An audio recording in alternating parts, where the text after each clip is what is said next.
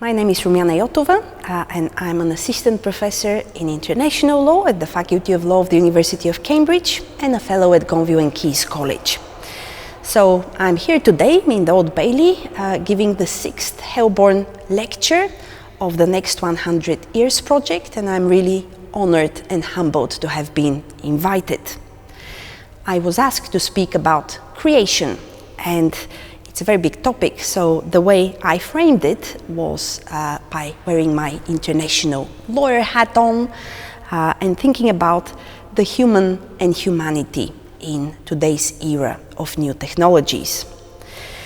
When Dana first approached me about the topic, I thought about creation in the sense of the act of creating something, and I was thinking about how we and how scientists create new technologies, such as IVF or AI, or germline editing using CRISPR-Cas9 to improve human rights, such as the right to health, the right to life, the right to benefit from science.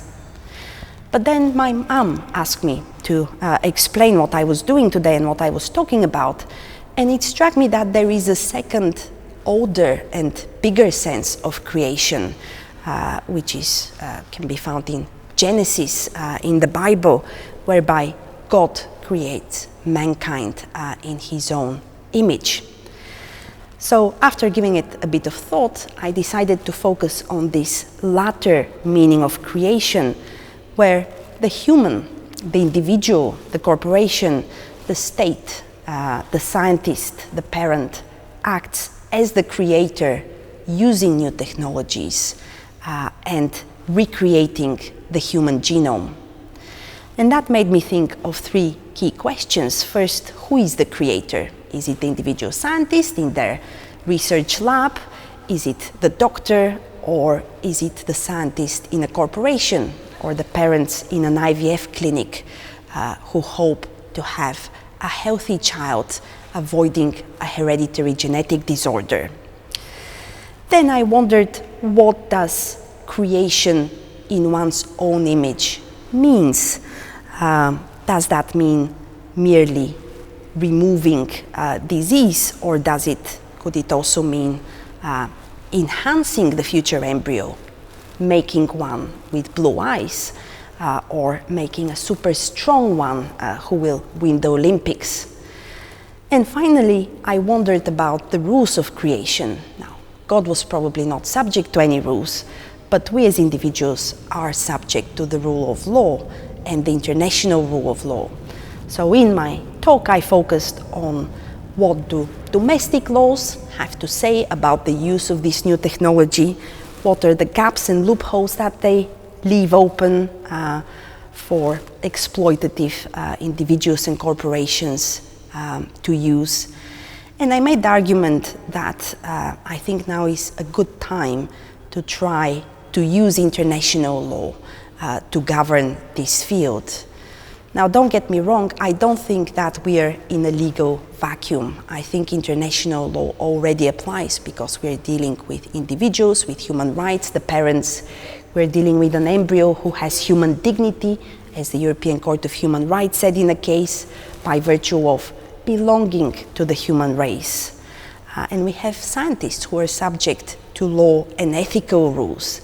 So I don't think we're starting from scratch. I looked at international human rights law in particular and what it has to tell us about gene editing and the use of the new technology.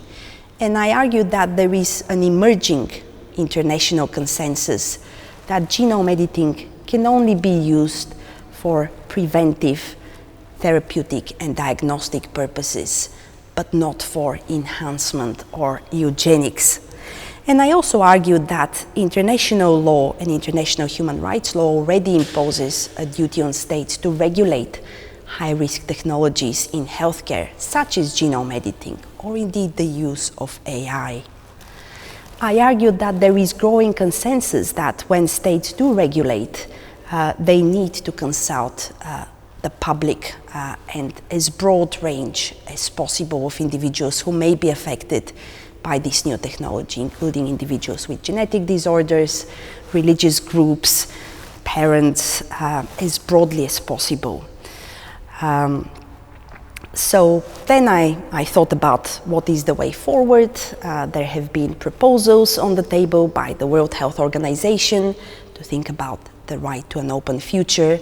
There have been calls to factor in the so-called rights of future generations and act with due diligence when regulating a technology that will inevitably affect the genetic makeup of many future generations to come and humanity as a whole.